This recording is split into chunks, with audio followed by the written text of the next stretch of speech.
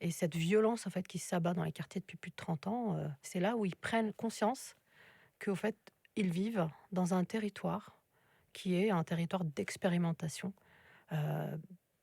des violences policières. On pense à Adama Traoré, on pense à Lamine Dieng, on pense à Ali Ziri. C'est des gens qui sont morts. Mais c'est des gens qui sont morts à la suite d'une opération de police. Cette question-là, qui n'était cantonnée que à des milieux extrêmement radicaux,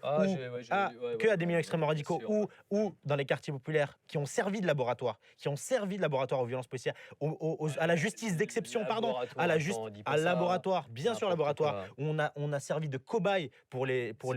On a servi. Non mais je te dis ce que je pense. Moi, je crois que toi, tu fais pas de concessions, j'en fais pas non plus. On a servi de cobaye, pour la justice d'exception et pour la doctrine policière qui aujourd'hui fait des ravages. Notamment aujourd'hui dans tout ce qui n'avait pas été touché avant. Donc les Blancs de la France périphérique qui n'étaient pas touchés auparavant. Et ces gens-là aujourd'hui sont aperçus de ça. Et la question des violences policières, elle acquiert une centralité. Et vous ne pouvez pas, vous en tant qu'institution policière, aujourd'hui maintenir le statu quo. À un moment donné, ça va péter fort. Cette violence, on la connaît, on est né avec. Je suis née dans mon quartier, je vais y crever dans mon quartier parce que je l'aime ce quartier, que c'est dans mon ADN et que je partirai jamais d'Amiens Nord. Mais c'est banal. C'est banal. On a banalisé la violence faite sur les gamins des cités parce qu'ils l'ont mérité. Parce qu'il faut nettoyer les cités au Karcher.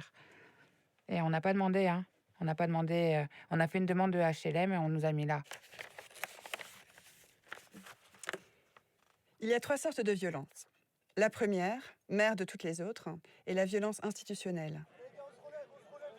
Celle qui légalise et perpétue les dominations, les oppressions et les exploitations.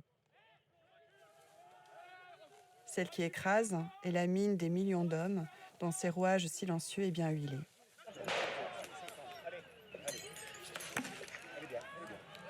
La seconde est la violence révolutionnaire, qui naît de la volonté d'abolir la première.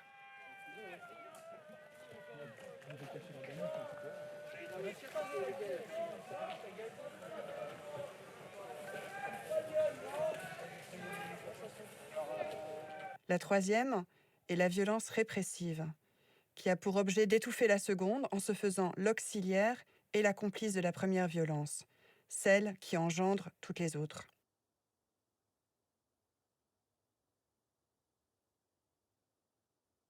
Il n'y a pas de pire hypocrisie de n'appeler violence que la seconde, en feignant d'oublier la première, qui l'a fait naître, et la troisième, qui la tue.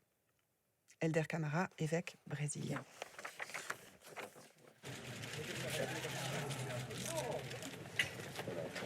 Allez.